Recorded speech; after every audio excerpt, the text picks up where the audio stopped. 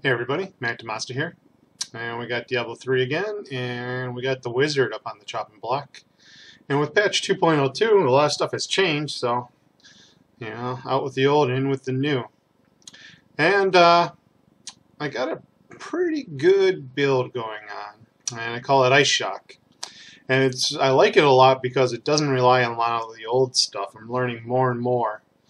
And unfortunately with the Barbarian, he's got some pretty OP gear. So didn't realize just how overpowered the Scorn is, but it's still readily available, so you can buy it. The Wizard does have some overpowered gear, but it's not needed for this Iceshock build, which is very good.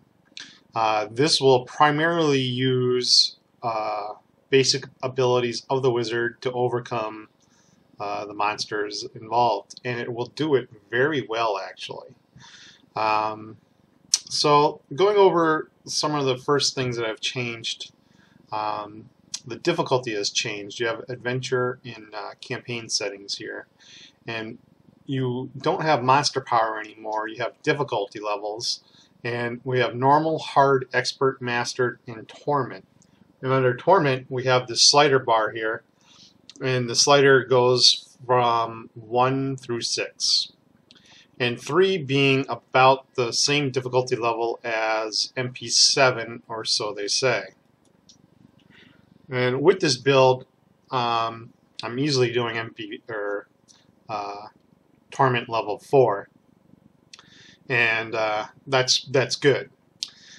And Torment level 5 is very easily capably done as well. Although you will find that there are certain monster affixes that are designed to kill certain builds, and that will happen to you. And that's fine. That, I think, promotes grouping. And I like that idea. I like something that promotes the idea of getting people together and grouping in these games. Or giving you an advantage to group anyways. And so let me get into the game and show you how it works.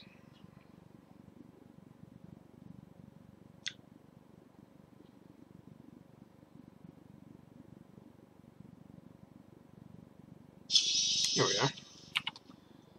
Oops, wrong one. So we are going to be using Electrocute with Lightning Blast.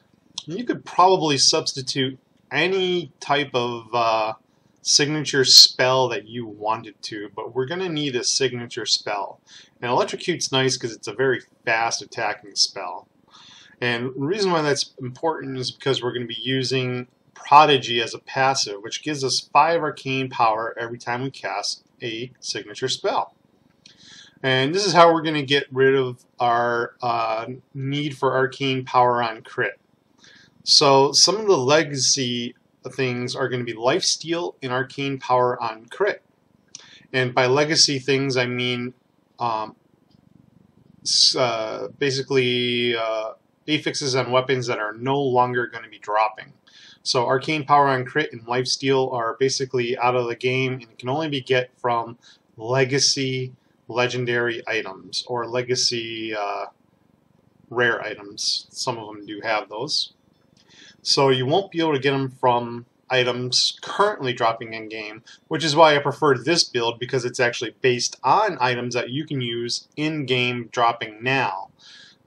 So that's a very strong point. So if you just started playing the game, you'll be able to use these without having to go, oh my god, I got to farm lots of gold to get these massively hard to get rare items. No, you don't. You can use this build. So what Lightning Blast does is create streaks of lightning that basically pierce through all enemies for 140% damage. Not a bad little ability. And we're going to use Teleport Fracture. This is our get out of jail free or get us away from something free card, and it puts 2 decoys up of us that cast the same spells that we do. I'm not sure if those spells actually do damage or not. It doesn't appear like they do damage, but that's not important. What is important is enemies target those guys as well as us, so it's very defensive, and that's the purpose of it. Another primary defensive ability that we're going to take is Energy Armor with Prismatic Armor. This is going to increase our armor by 35%. It reduces our arcane power by 20%, but also it's going to increase our resistances to all damage types by 25%. We're going to take magic weapon. I'm taking force weapon for the extra damage involved. So you can take deflection if you're having survivability issues. So if you're getting hit a little too much, deflection will actually shed a lot of damage, because every time you attack, you get this shield that sheds 1,650 damage. It's actually a lot of damage. Torment 6 probably not so much, but you're casting a lot of spells. You're always casting spells, so you're always getting the shield back. It's not too shabby if you're getting hurt a lot. If you're not getting hurt a lot, obviously you go for the extra damage. I'm using familiar with Spark Flint because, well, I just don't need Ancient Guardian. I don't need Arcanaut. I have enough going on. Cannoneer is another possibility. That 240% weapon damage to all enemies within 6 yards actually isn't too shabby. I don't know if it equals 10% my damage. It probably exceeds it because I don't do a lot of damage. But I'm taking the 10% damage because I don't do a lot of damage. And then our secondary damage dealer is going to be Arcane Orb with Frozen Orb. This does a lot of damage and it freezes enemies. And that's going to work in with another passive, Cold Blooded. And our passives we're going to split, because we only have 3 now. We're going to split them into a damage dealing, Cold Blooded, well, basically a sustaining ability, Prodigy, which is giving us arcane power back to basically blast out frozen orbs, and then a defensive Blur. This is reducing damage by 17%. That's a lot less damage coming in, especially when we're backing up with prismatic armor. It's going to work very, very well. I have insane defense. Without anything up, it's a 590 toughness with 159 damage. That's what I'm saying. I'm not doing that great of damage, but I do have a really good toughness. This is before buffs. I'm at 120 arcane power. I probably should have adjusted my arcane power, and I'll tell you what I mean before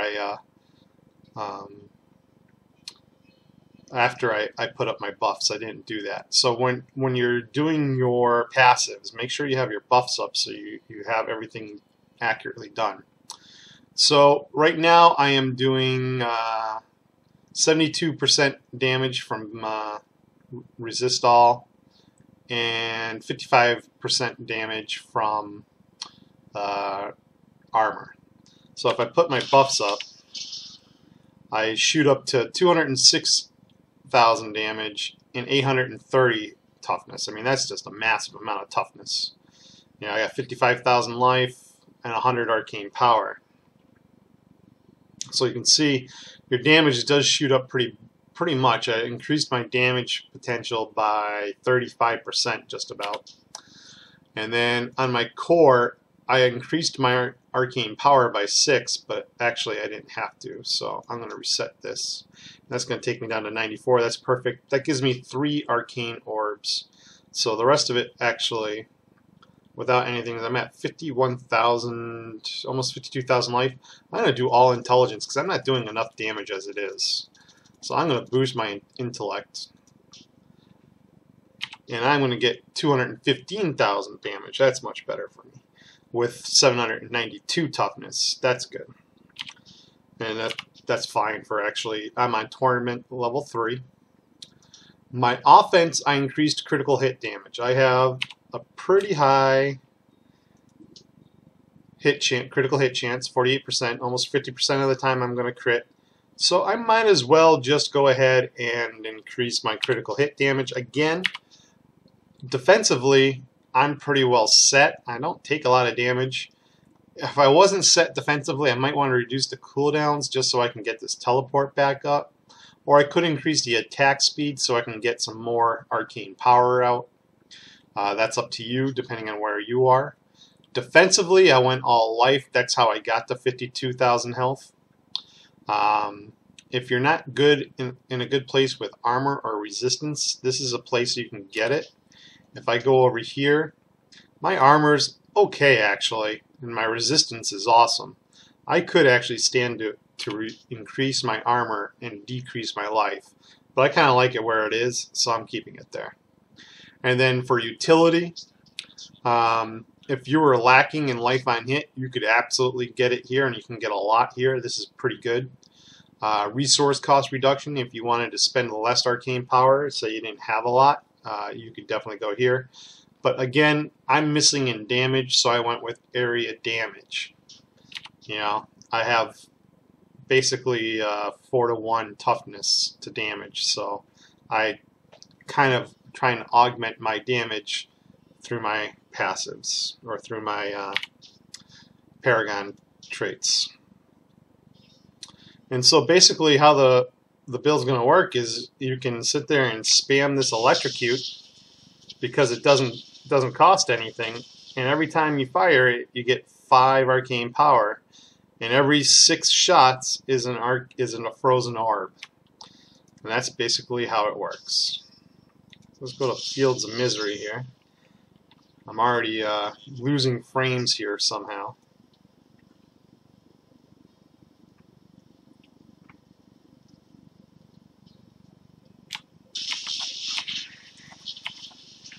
And everything gets frozen, so I gain that damage. That's hidden, so I'm getting actually an extra 10% that way.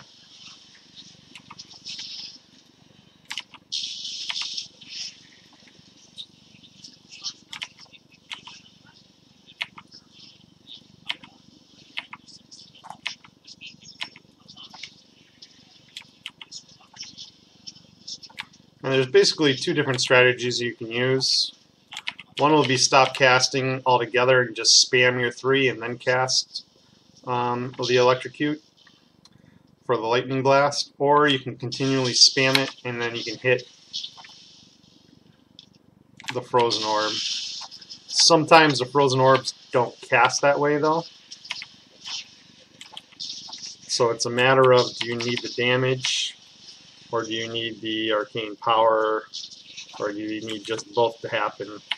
You're kind of just plowing through stuff.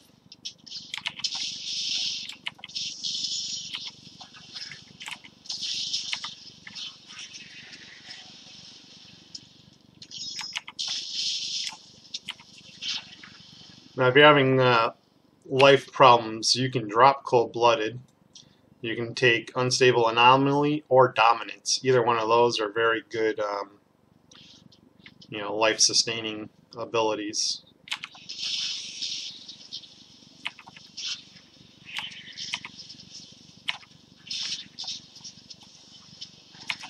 You can see how everything gets frozen.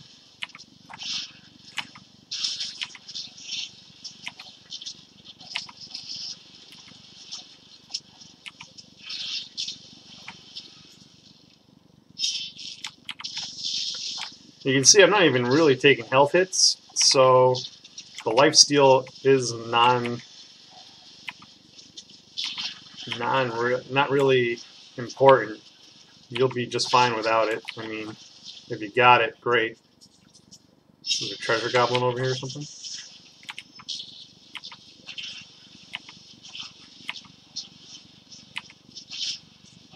But being able to freeze things and slow them down, it's awesome.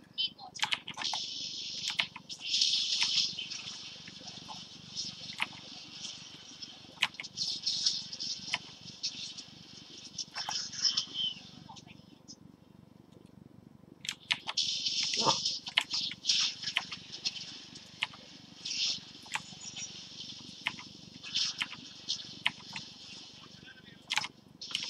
When things get close, you just kind of back up so you can zap them.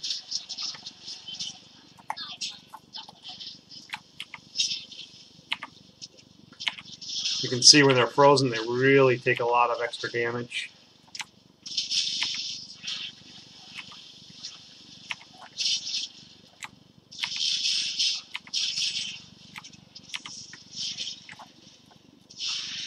And they like to freeze you and jail you at the same time.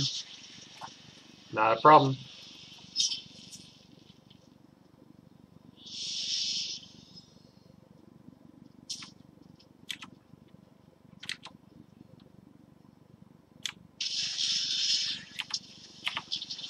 All this with 20 frames a second.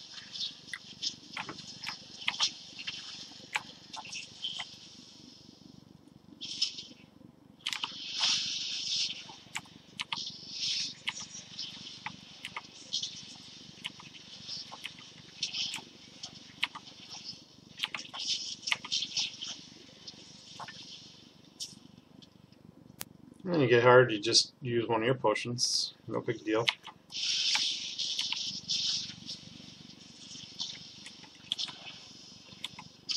Re-up your spells every once in a while. Everything's on a 10-minute timer for the buffs. That's a nice little bonus for us. They all used to be on different times, and 5 minutes, 4 minutes.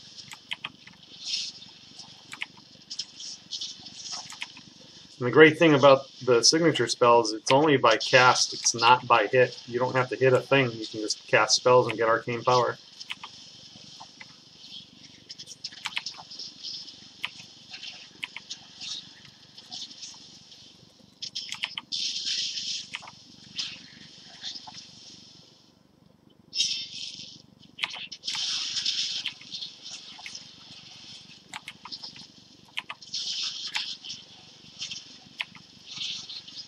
There's another pack.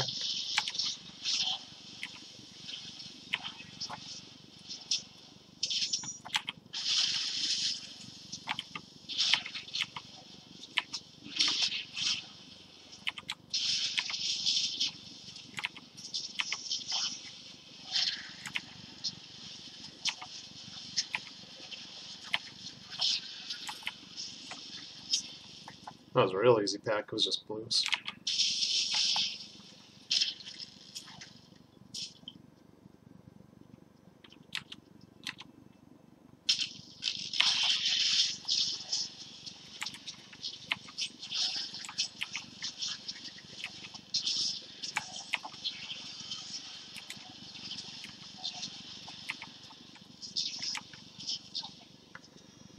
You, of course, can use the follower of your choice. Right now I'm just running with this guy because he was there. I'd probably go with a tank.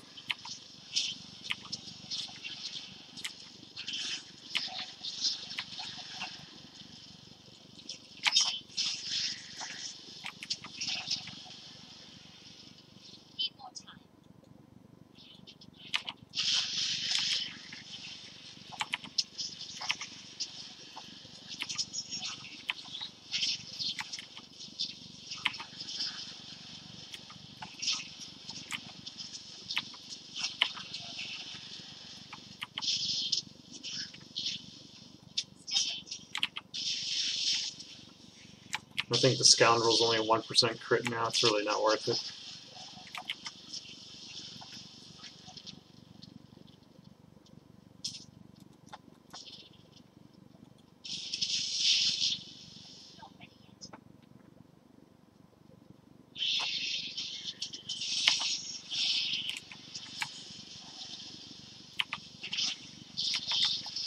And of course, with the Frenzy Shrine, now you're going to be infinite arcane power.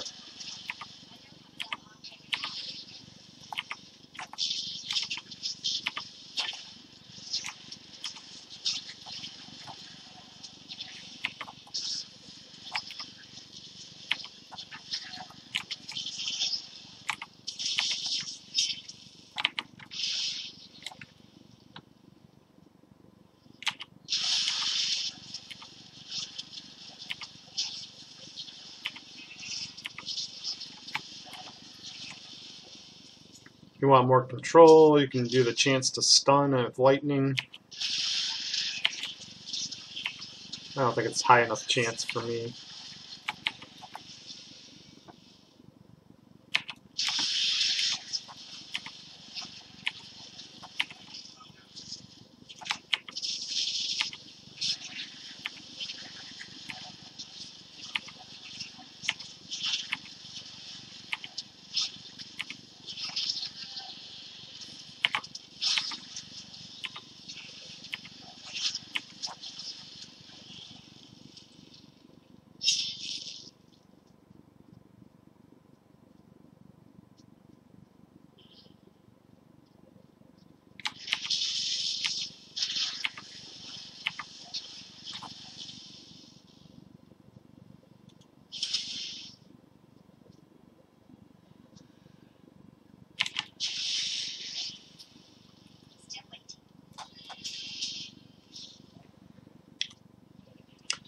Never fails. I always pick the wrong way to the keyboard.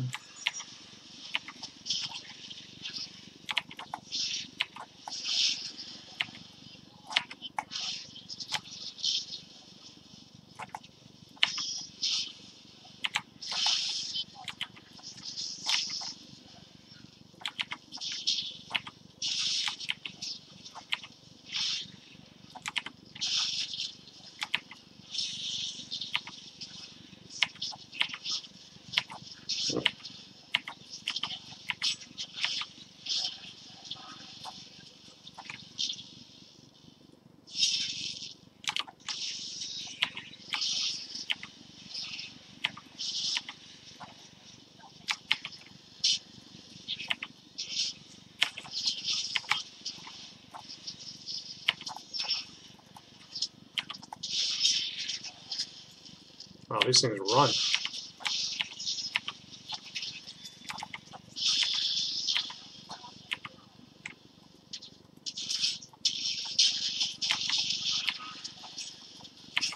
Is that me, or is that a little bit of broken how fast that thing can run frozen?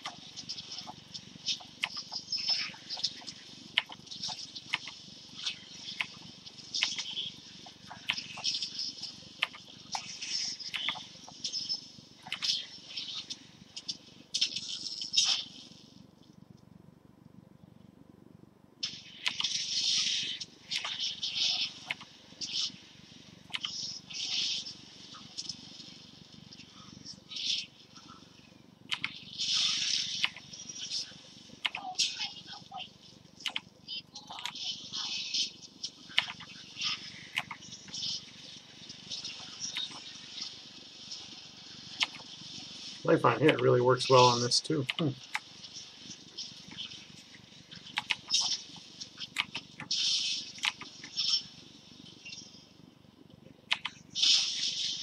There he is.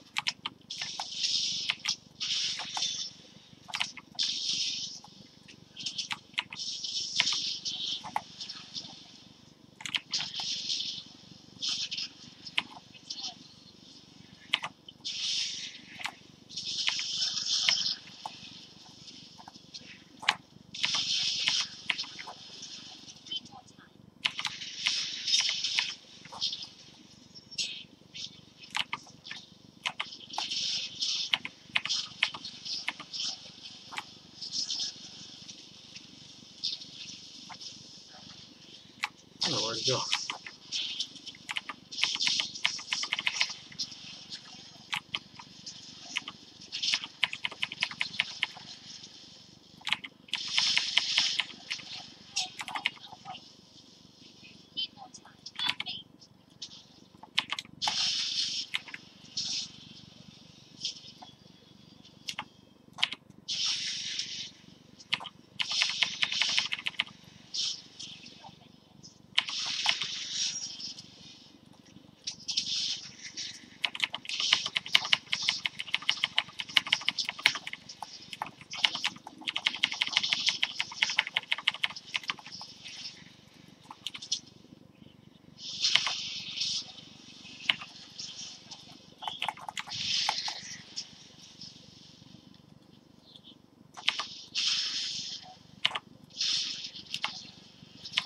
Oh, got him. He was a little tricky.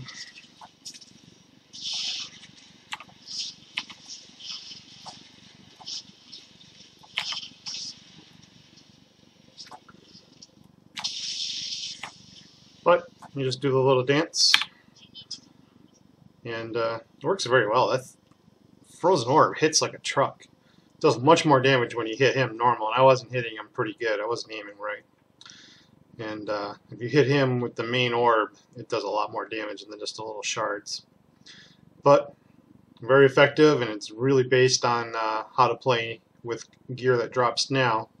If you have gear that doesn't drop now, it's even more effective. You can really spam those orbs. But that's it. So that's the Iceshock build, and hope it helps. Hope you guys enjoy it, and I'll talk to everybody later.